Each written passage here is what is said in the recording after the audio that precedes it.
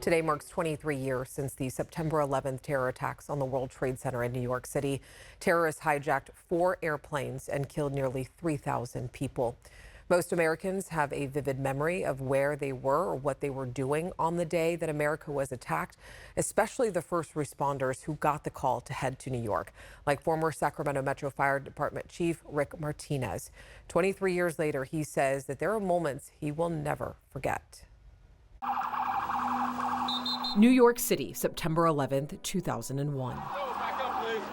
In California, firefighter Rick Martinez was still asleep when he heard his pager. I remember reading it 3 times. I said, this is somebody, whoever entered it got it wrong.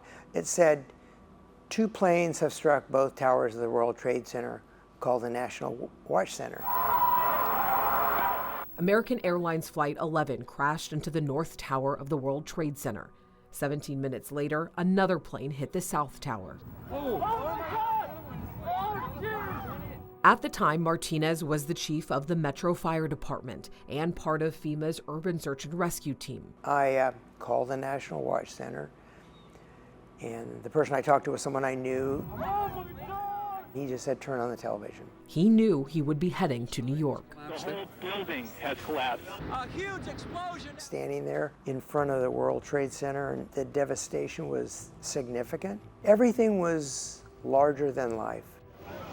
Search and rescue. Their mission was clear, but the debris and smoke clouded their long days looking for survivors. The sun was pretty much shrouded in this orange hue. The debris pile was significant. I mean, it was 10 stories tall of just wrecked fire engines. The wreckage telling a story Martinez would never find answers to. I think the thing that really impacted me the most were the twisted fire apparatus. Lots of fire engines and fire trucks, ambulance command cars that were just twisted and damaged. And, you know, because that's kind of our base that we operate as firefighters. You think about the people that were riding on them. A thought he couldn't escape even in the few moments he had alone. And it isn't really until you get some rest and a decent meal, a lot of it sinks in. I mean, it was just emotionally taxing. For 2 weeks, Martinez and his team of first responders combed through the debris. We did not find any live victims, which leaves you with a sense of failure in some respects.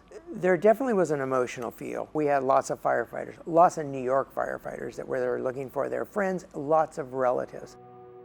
Nearly 3,000 lives were lost in the deadliest terrorist attack on American soil. One of the things that came out of 9/11 is there was a great deal of unity, civility, and support.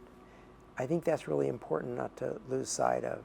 Over the last 30 years, Martinez has continued to dedicate his life and experience to help injured firefighters and rebuild communities that have gone through disasters, most recently assisting with search and rescue efforts in Maui. I was born and raised in Sacramento. I'm very proud of that. When I've gone on deployments, I like to think that not only am I representing Sacramento, but Sacramento is lending a hand to those communities in need. Today, hundreds gathered at Ground Zero in New York, where the Twin Towers once stood. Each year, families observe 6 moments of silence, hear the reading of the names, and fulfill a promise to never forget.